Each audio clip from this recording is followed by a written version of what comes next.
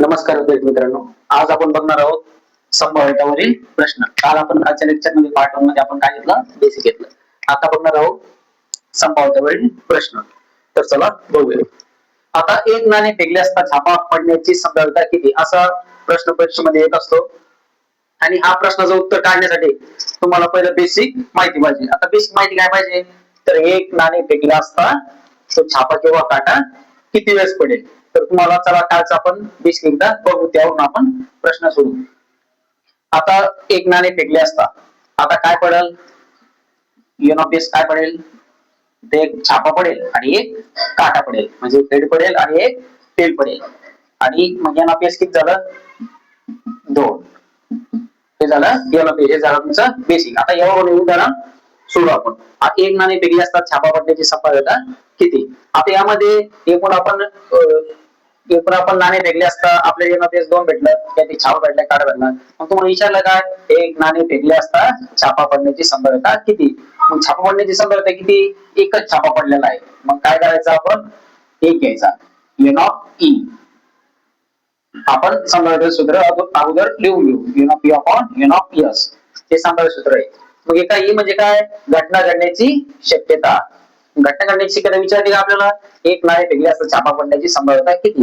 मग आपण छापा पडण्याची छापा किती पडलेला आहे, एक. तर मग आपण एक काय घेऊ, वर घेऊ, एक छेद. आपण एनऑपीएस किती एक पडलेला आपला 2, मग छेदामध्ये किती घेऊ, 2. म्हणजे झालं तुमचं उत्तर. हे झालं तुमचं उत्तर. आता दुसरा प्रश्न बघू. 2 नाणे फेकले असता एकच छापा पडण्याची शक्यता किती आहे. मग काय करायचं, याला तुम्हाला 2 नाणे फेकले असता तुम्हाला बेसिक माहिती पाहिजे की 2 नाणे फेकले असता छापा किती वेळेस पडेल आणि काटा किती वेळेस पडेल. चला बघूया आपण. एनऑपीएस. आता 2 नाणे फेकले असता किती वेळेस पडेल छापा, किती वेळेस काटा पडेल.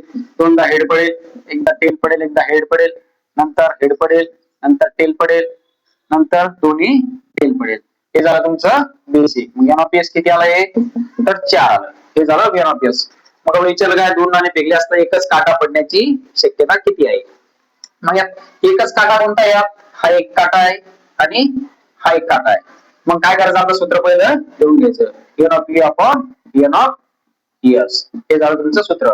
मग एन ऑफ ई म्हणजे काय, तर घटना घडण्याची शक्यता किंवा पडण्याची शक्यता. पडण्याची शक्यता किती आहे, 2 नाणे फेकले एकच काटा पडण्याची शक्यता. मग एक काटा किती ठिकाणी पडलेला आहे, इथे एक आणि इथे एक, म्हणजे 2 ठिकाणी आपला पडलेला आहे. मग एन ऑफ ई किती अपॉन 2.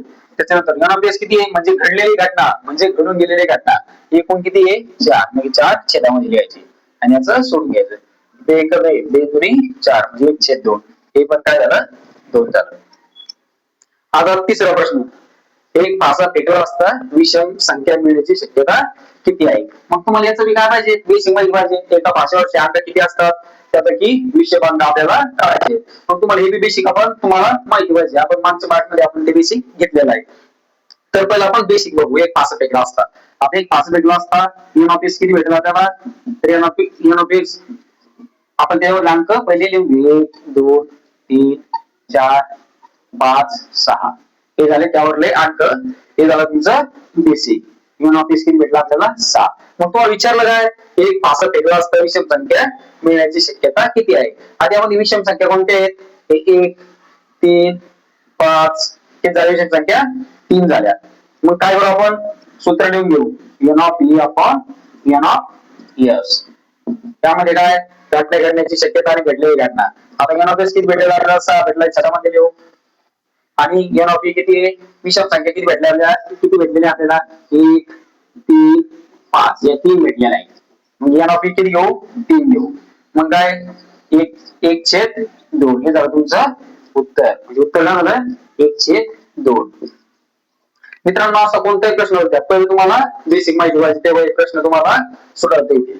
त्यानंतर व्हिडिओ आवडला असेल तर लाईक करा आणि सबस्क्राईब करा. धन्यवाद.